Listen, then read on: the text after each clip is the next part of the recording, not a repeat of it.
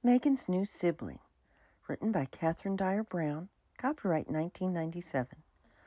Once upon a time, there was a little girl named Meagan. She lived with her mommy and daddy, her big brother Corwin, and her beautiful cat named Starweaver.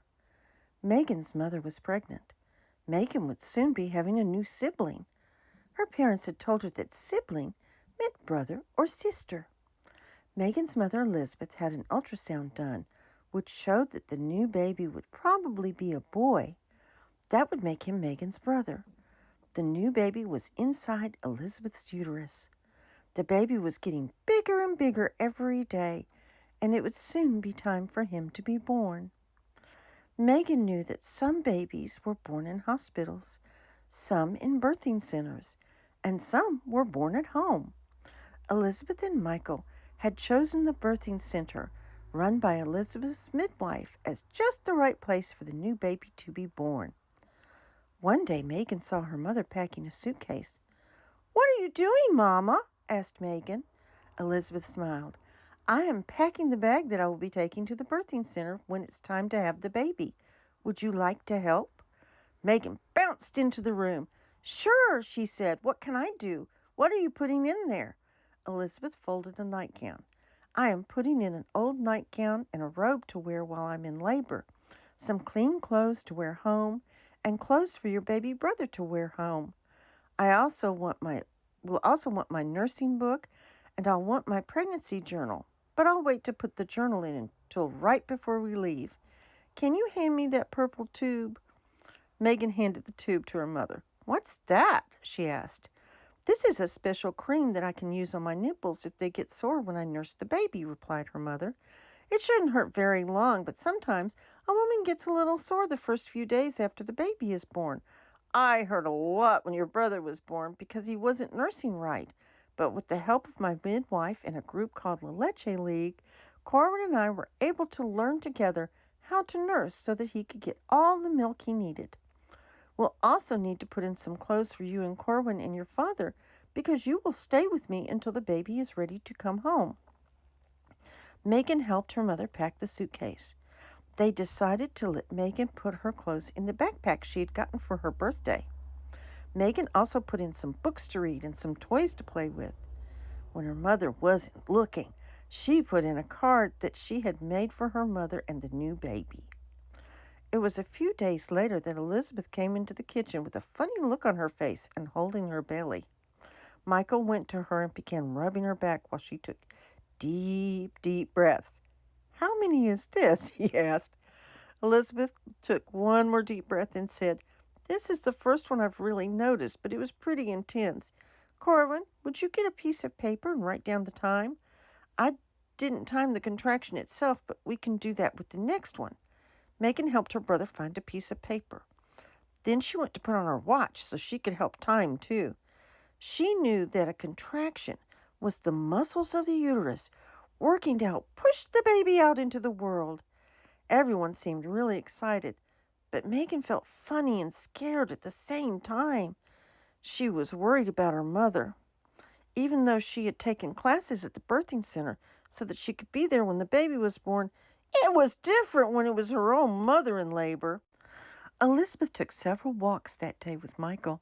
She wandered around the house with that funny look on her face. She kept changing her mind about things. Finally, Elizabeth was having contractions every few minutes. She called her midwife while Michael put everyone's bags into the car. While Elizabeth was on the phone, she cried out, and suddenly the floor was all wet. Michael raced back into the house. "Well, we'd better hurry as safely as possible, kids. Your mother's water has broken." Meagan knew that meant the baby would probably come soon. She got into the car with Corwin and her parents, and they drove quickly but safely to the birthing center. At the birthing center, they helped Elizabeth get settled into a pretty room that looked just like a regular bedroom. Soon, Jeremy and Sybil arrived. Sybil would be Elizabeth's doula. "What's a doula?" Meagan asked Jeremy. "Well," said Jeremy, "a doula is someone who helps the woman who is in labor. In a way, I'm your and Corwin's doula because I'm here to help take care of you and explain things to you while your mommy's having the new baby." Sybil and Michael will be helping your mommy, and she will be working very hard. So none of them will have time to take care of you and Corwin until after the baby is born. So if you need anything, or if you just want to know something, or have someone hold you, you can ask me because that's what I'm here for. Meagan felt good knowing that there was someone at the birthing center just for her. She didn't think that Corwin would really need anyone that much because he was older. Later, Elizabeth was working very, very hard to have the new baby. She even screamed out loud sometimes. Corwin looked very pale, and he held tightly to Jeremy's hand, just like Meagan. It wasn't long after that the new baby was born. The doctor had come by earlier to check, but told everyone that things were going well, and that the midwife would probably not need him at all. The midwife was telling Elizabeth to push as Sybil and Michael held her hands. "This is it," she said.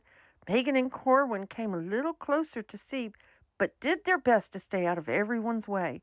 Meagan squealed when she saw the baby's head starting to come out of her mother's body. As soon as the baby's head was out, the midwife used a blue bulb syringe to help get out any fluid that the baby might have inhaled while being born. She finished and told Elizabeth to push one more time. Elizabeth screwed up her face, and the baby was born. Everyone gathered around as the midwife laid the baby on Elizabeth's stomach. It was a baby boy. Meagan and Corwin got to touch their baby brother, but he was crying a little, so they laid a blanket over him and let him nurse. While he was nursing, the placenta that held him safe inside the uterus came out of Elizabeth's body.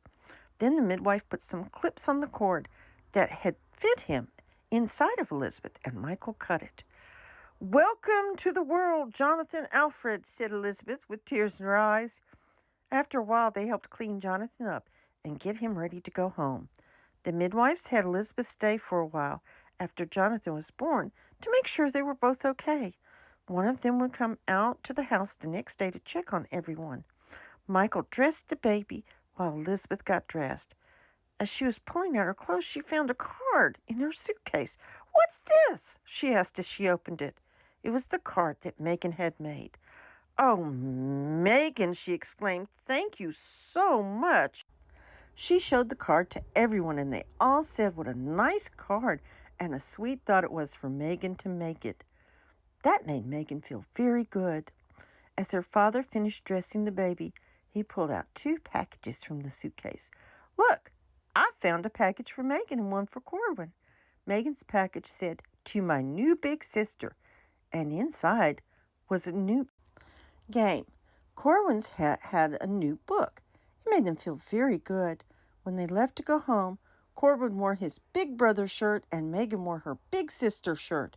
They felt very proud. As soon as they got home, the baby wanted to nurse again. Meagan knew that babies nurse a lot when they are first born. When it was time to go to bed, her mother was nursing the baby again. Meagan gave her mother a kiss and kissed the baby's arm.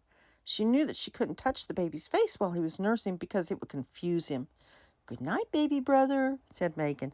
Michael carried her up to bed and helped her to put away her new game. She was very tired, very happy, and just a little sad. But as Starweaver jumped onto her bed and began to purr, she fell asleep. It had been a good day.